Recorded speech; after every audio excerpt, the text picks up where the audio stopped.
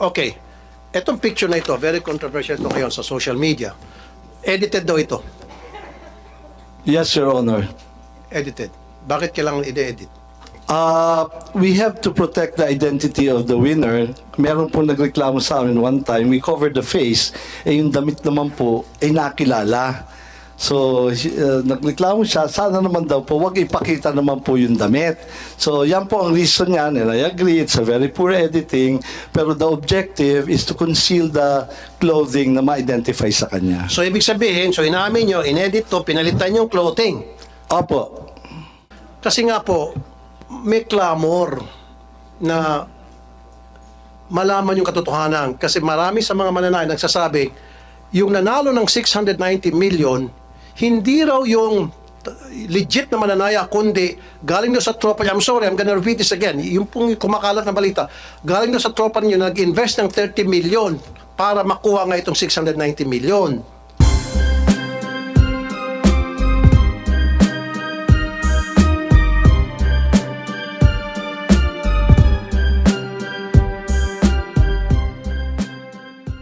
Sa executive session, I need to know kung sino yung nanalo. Kasi nga po, merong mga balita na karating sa amin na katropa nyo na po yung nanalo. Totoo yan. Kaya ako na-brought up yan kasi inopen up ni Senator Coco yung tungkol sa mga pagpanalo-panalo na yan.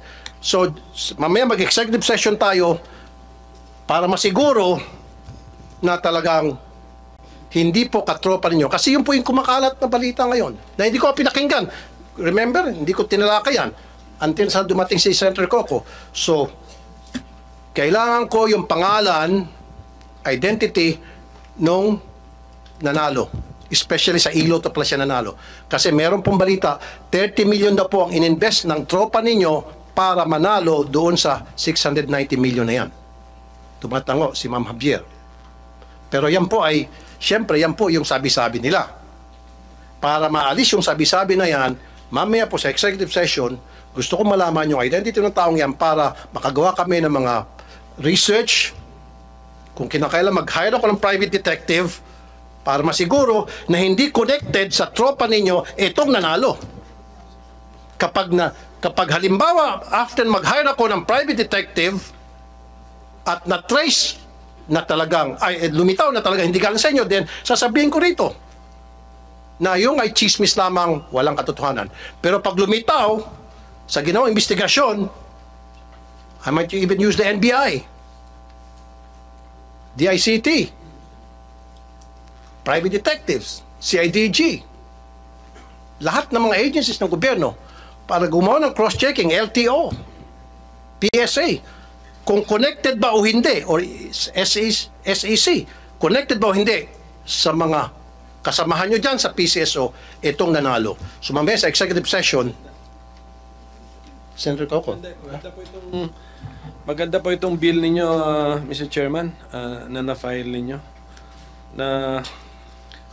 Well, at any rate, Mr. Chairman, ilan na ba itong lotto games na authorized by the PCSO?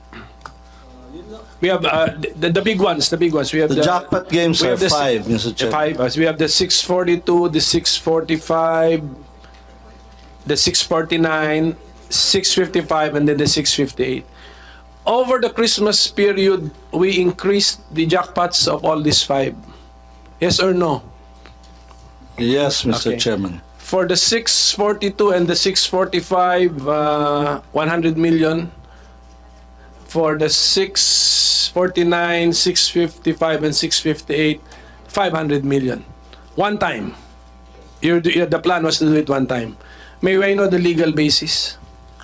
We are allowed to, we have a prize fund, Your Honor, prize fund reserve, and we are allowed to use this to spur the sales para magawin natin exciting and inviting yung game. For each game, fix na yung kanyang minimum jackpot eh. For every new draw, kung tinamaan yung jackpot, a new draw, balik siya sa minimum jackpot. So, that must have been fixed by mathematics. The probability of hitting 642 is ilan ba? 1 in 9 million? Basta, okay, and then that's why it deserves a certain jackpot. So when you made the jackpot all of a sudden 100 million, but the odds did not change, are you allowed by law to do that? The board is allowed, Your Chair, Mr. Chairman. That's why we have the prize fund reserve. It's precisely for this purpose. How is it stated in the law? We have a prize fund reserve for the purpose of Make it. It's just the discretion of the board to add to the jackpot. add into the jackpot. Yeah.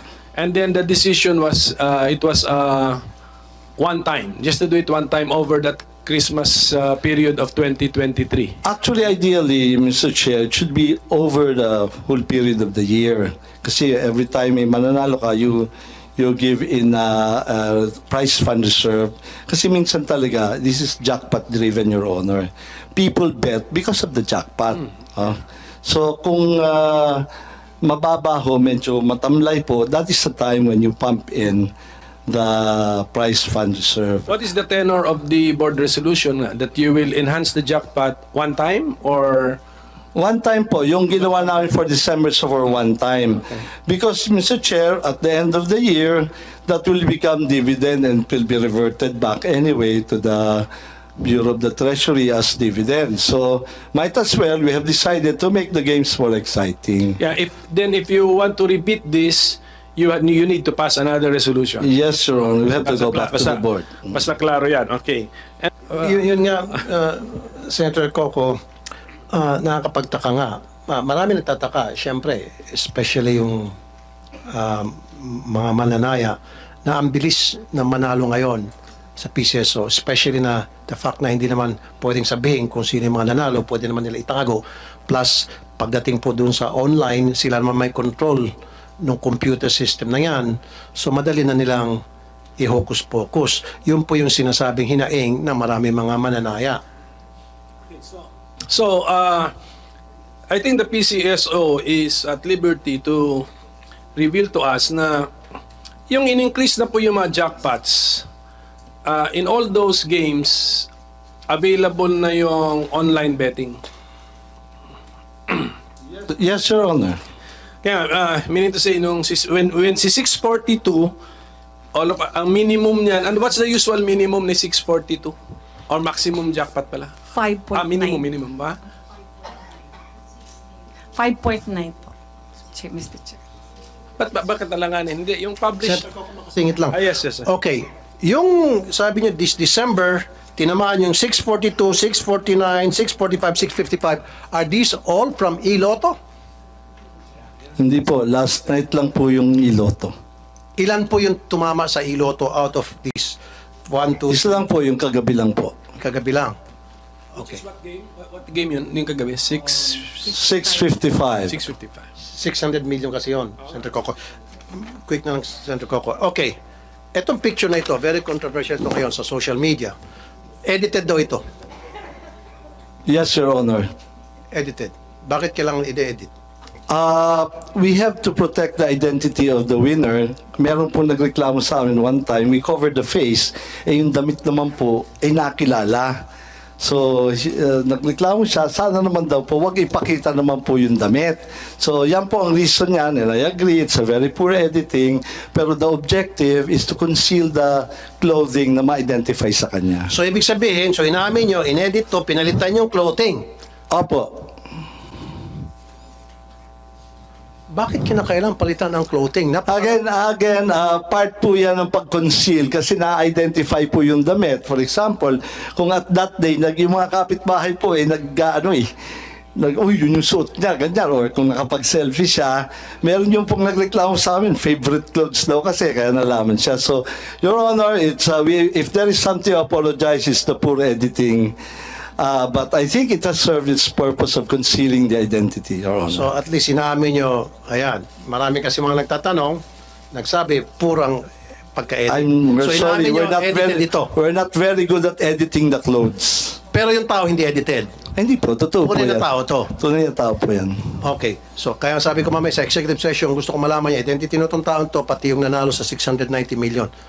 Actually, Make sure ang na lahat talaga po tao on yun. record yan, kung isusumpinan niyo po, we can provide the names. No, sa executive session, pwede naman siguro yan. Am I right, Senator Coco? Can we do that? On executive session?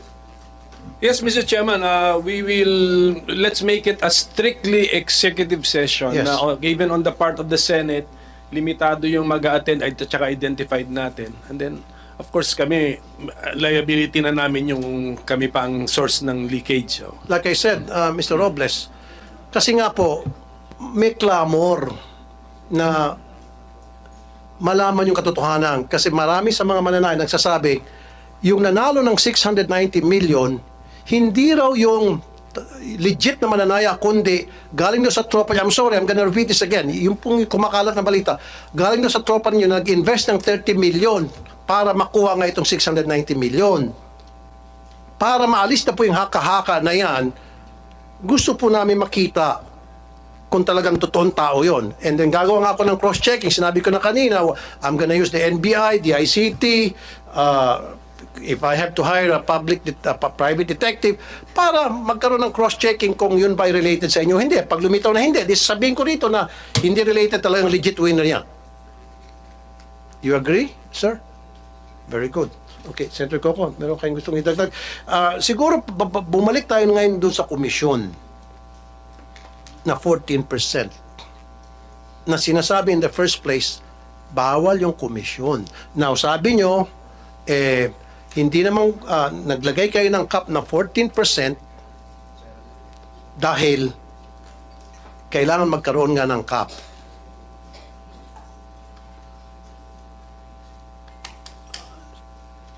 Dapat hindi nyo kinonsider that as commission.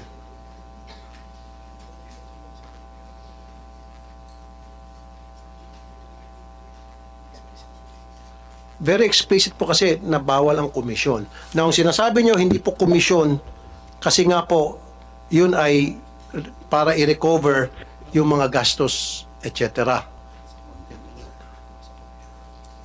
Pero sa contract po, sir, lumilitaw po na yun ay payment as commission. Yung 10 million. Ito po, payment of sa 13. So number 13 po, payment of commission. A 14% commission shall be paid to the agent based on the generated daily sales. Oh, you entered into a contract stating na magkakaroon ng payment of commission na 14% doon sa testing na sinasabi naman po ng OGCC hindi dapat. During the testing period, there's no such thing as commissions that must be given, that should be given. Sinabi po ng OGCC na no can do para sa commission, wala dapat commission pag-uusapan during the testing period. And yet, dito po sa kontrata, sinabi ninyo na magbabayad kayo ng 14% ng PCSO commission sa Pacific Online. So again, that's a violation of the law.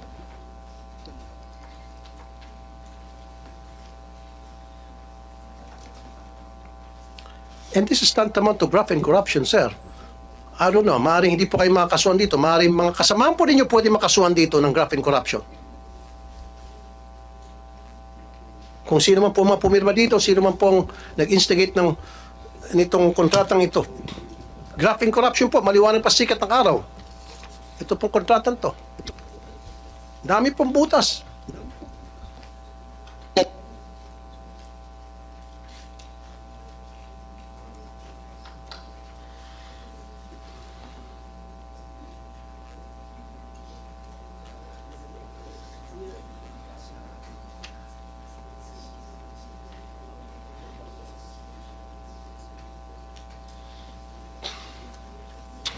Mr. Chairman, if I may, Yes, sir. I think the guidance is for us to have a reasonable cost. So we will have to determine din talaga yung reasonableness ng cost nila. But as I've said, we're putting a cap on that. I on the understand, sir. 14%. I understand. Sana po, hindi nyo po sinabi dito sa contract, payment of commission. Sana nilagay nyo, payment of recovery. There's a big difference between payment of recovery and payment of commission. Yung payment of recovery, hindi po bawal yun. Trust me, hindi po bawal. Pero yung payment of commission, bawal po yun. That's tantamount to graft and corruption. Ito po, very clear, oh. Number 13, payment of commission. Na bawal dapat. During test run, there's no such thing as commission being paid. Di ba, sir? Maaaring nga sabi ko, maaaring hindi ka makakasuhan dito. Pero yung mga kasamahan mo, maliwanag pa sa sikat ng araw na may kaso pong graft and corruption.